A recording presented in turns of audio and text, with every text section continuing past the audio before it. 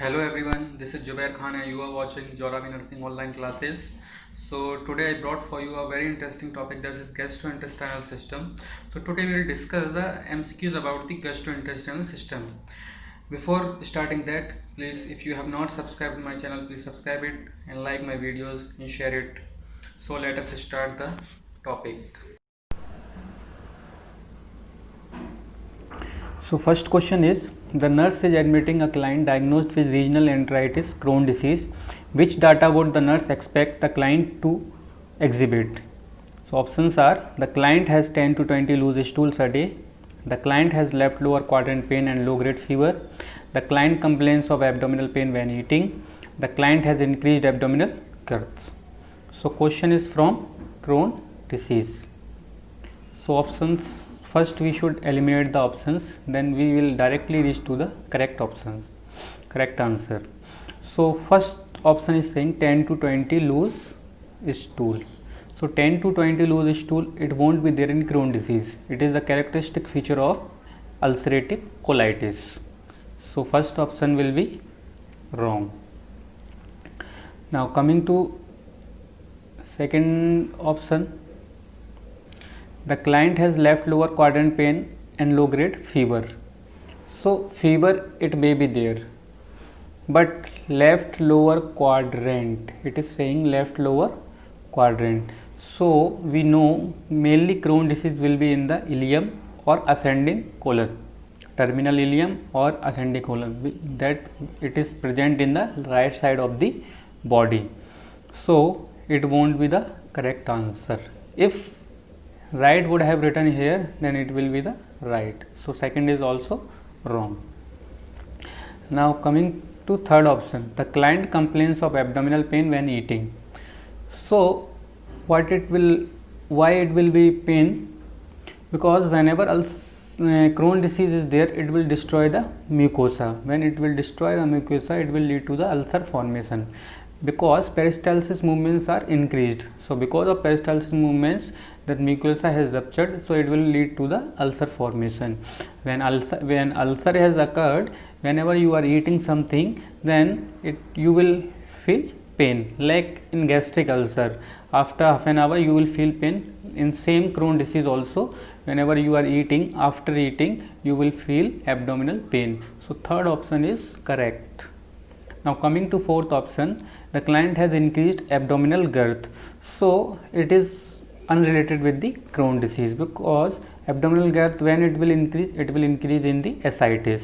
So it is also a wrong. So correct answer is option third, the client complains of abdominal pain.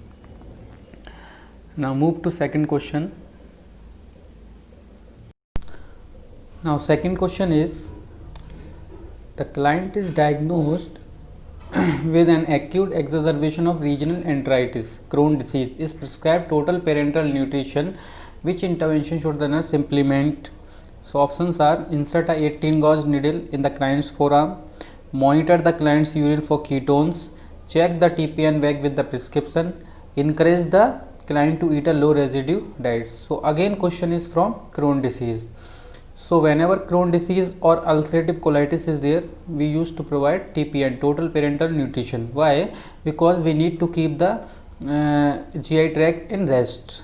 Okay, so for that only we are providing TPN. So option first is saying, insert a 18 gauge needle in the client's forearm. So whenever we are going to give TPN, we should give by central line. So first option will be incorrect. Second option is there, monitor the client's urine for ketone.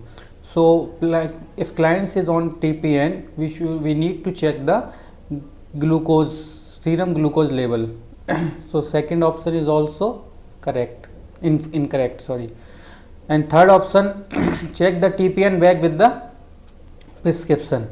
So this option is correct. Whenever we are going to give TPN or any other things, we need to check the prescription. If NGT feeding is there, so we need to check the prescription, how much ml we have to give, any injection and medication. For that also we need to check the prescription before going to give that things. Fourth option is, third option will be correct. Fourth option is encourage the client to eat a low residue diet. So whenever clients on TPN, we are going to provide TPN, client will be on NPO. So in Crohn's disease or ulcerative colitis, we need to keep the patient in NPO. So fourth option is wrong. So here correct answer is option third. Check the TPN back with the prescription.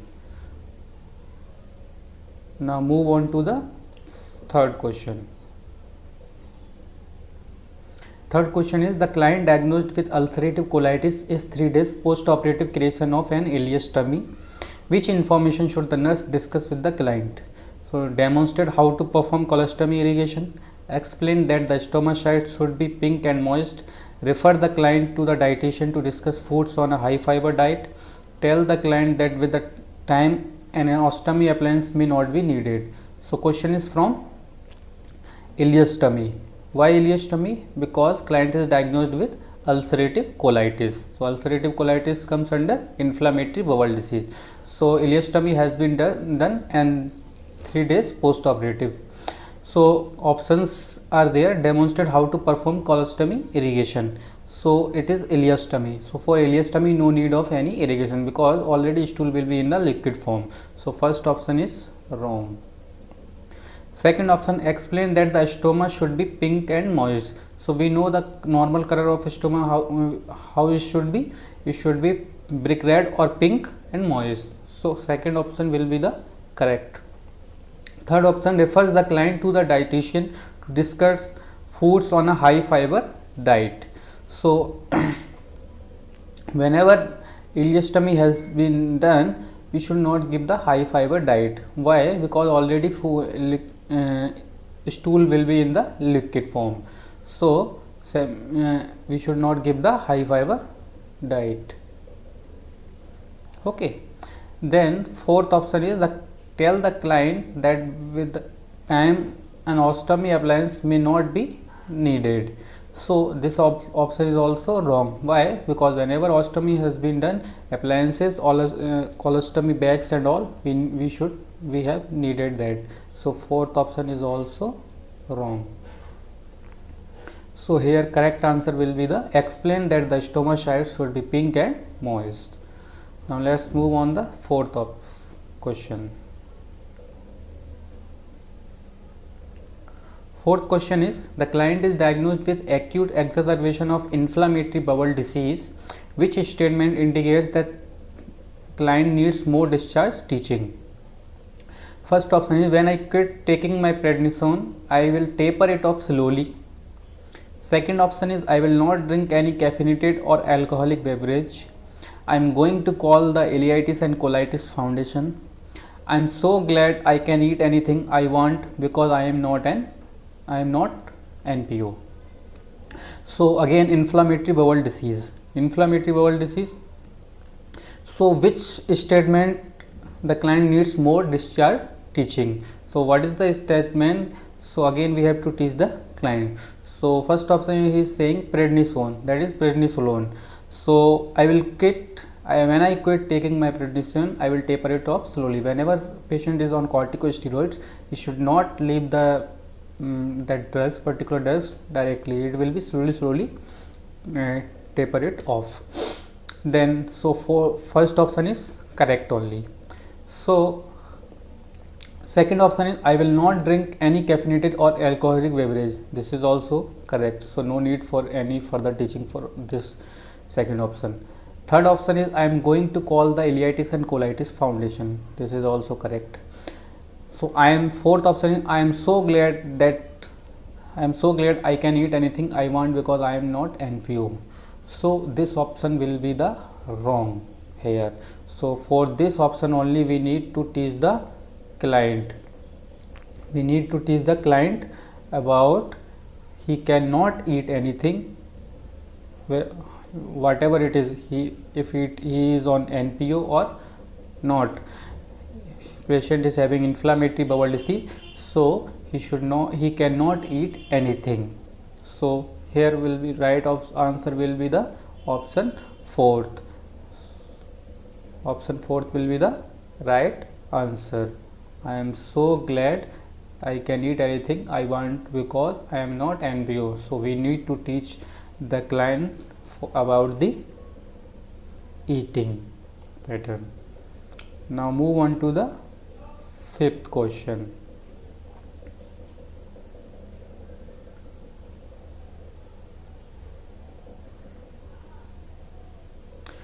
Fifth question is, the nurse is caring for a client diagnosed with acute exacerbation of ulcerative colitis.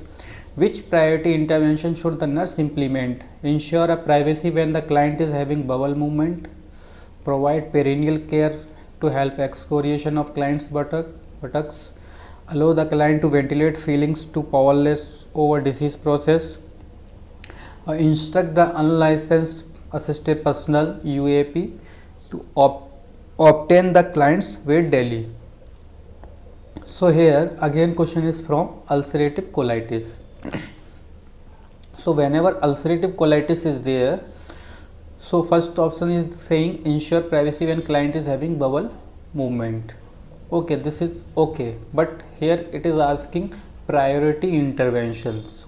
So in priority, whenever question is coming for priority intervention, there will be more than 2 or 3 options will be correct, or all options may be correct, but what is your first priority, what you will do first for patients, that is the main answer. So ensure the privacy when the client is having bowel movement, this is correct.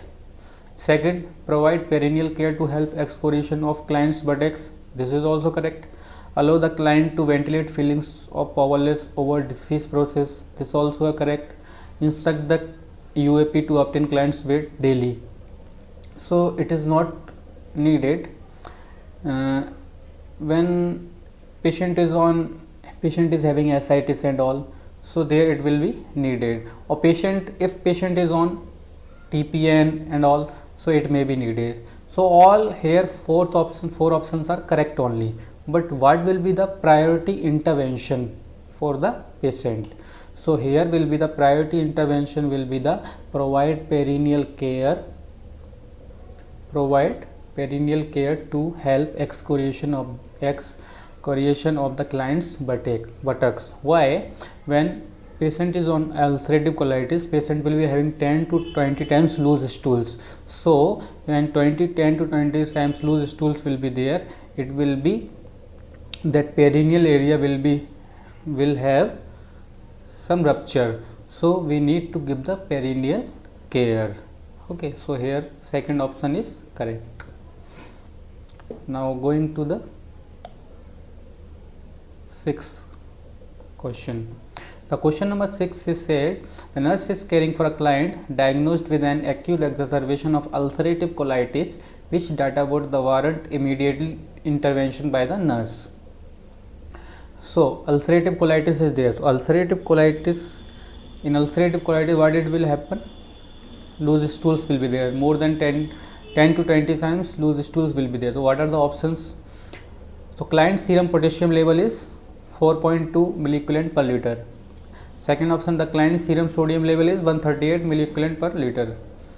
Third option, client's arterial blood gas EBGs are pH 7.33, PaO2 95, PaCO2 38 and SCO3 20.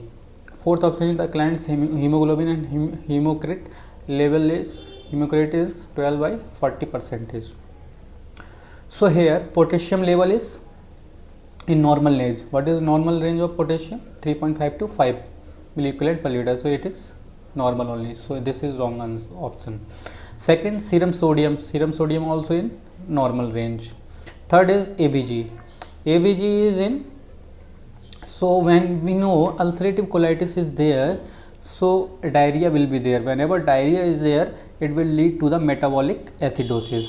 So third option will be here correct. So this is the data we have to warrant immediate intervention by the nurse. So this is the data we have to focus on ABG analysis, because ulcerative colitis it will lead to the metabolic acidosis. And what about third option? Hemoglobin and hematocrit is 40%. So this is also a normal.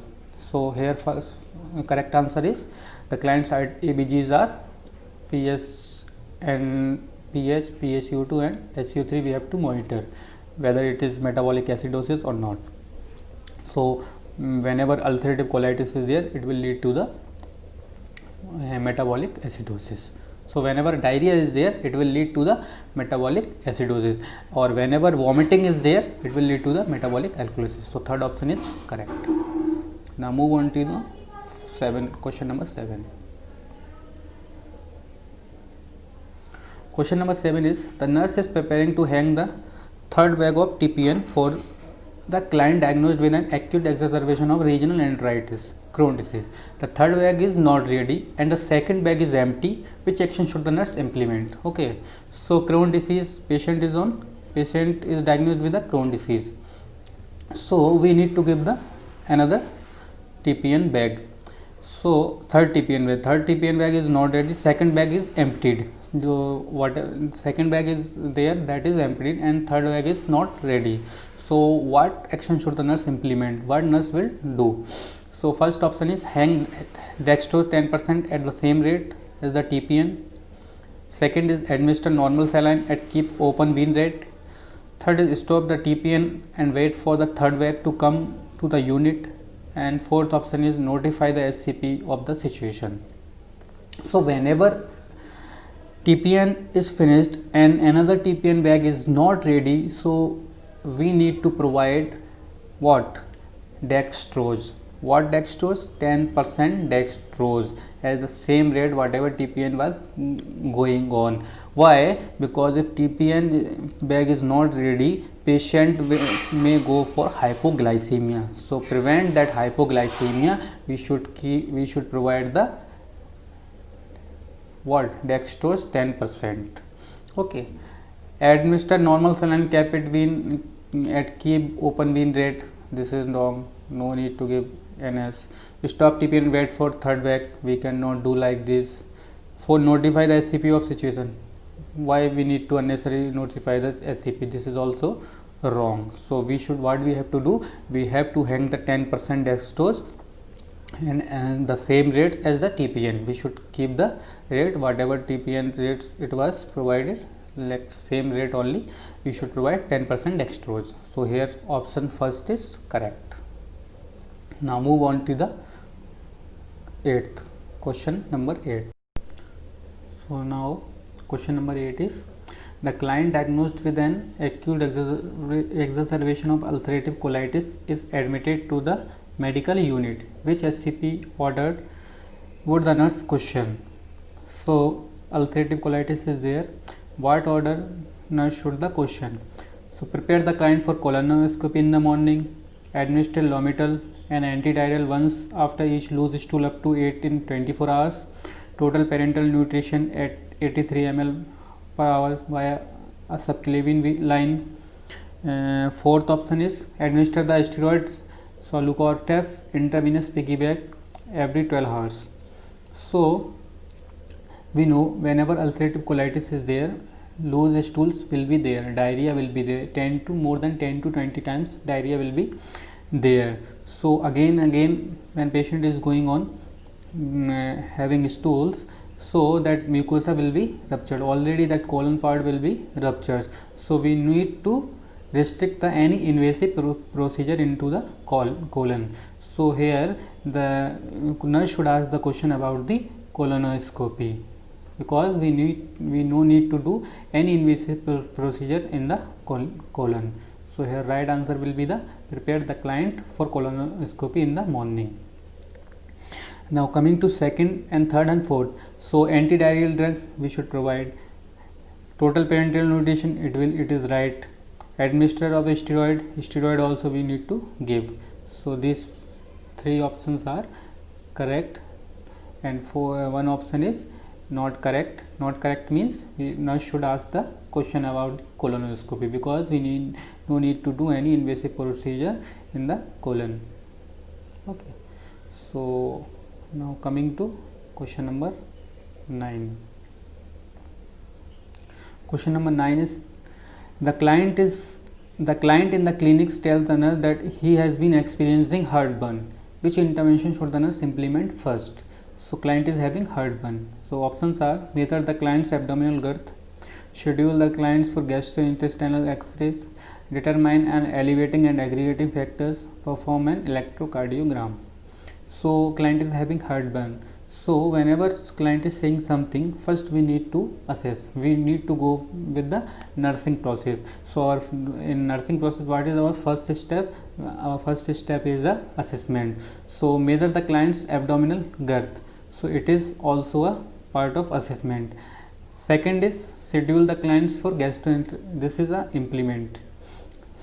First option is measure the client's abdominal girth, that is a implementation.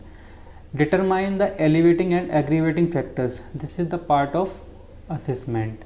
So we need to assess the first why patient is having heartburn. So determine the elevating and aggravating factors. So third option is correct. We now should do first the determine elevating and aggravating why patient is having heartburn. Perform an electrocardiogram, this is also a intervention. So here right option will be the third, determine elevating and aggregating factors. Now coming to question number 10. Question number 10 is: the nurse is caring for a client diagnosed with GERD. Which intervention should the nurse implement? So options are: have the client lie prone in bed when sleeping, administer non-steroidal anti-inflammatory drugs NSAIDs for pain, encourage the client to drink 8 to 10 glass waters of each day, place the head of bed on 6-inch blocks. So question is from GERD, gastroesophageal reflux disease. So what we need to do? Have the client in prone position beds when sleeping. So whenever client is having GERD, we should not keep the patient in prone position. So we cannot keep this. Option 1 is incorrect. Second is administer NSAIDs. NSAIDs, we no need to give the NSAIDs because patient is having GERD. Patient don't feel pain. Encourage the client to eat to drink. We should not give the more water because whenever we are giving more water, it will make the acid more. So acid quantity will be more in your stomach, and again it will lead to the heartburn. So we should not give this. Place the head of bed on 6-inch block. That means we should provide the semi-folus position. So this option is the correct answer here. Whenever GERD patient is there, we should provide the semi-folus position to the patient after eating because it will diminish the GERD, that gastroesophageal reflex is there, it will diminish. So patient will not have a heartburn. So here option 4 is correct.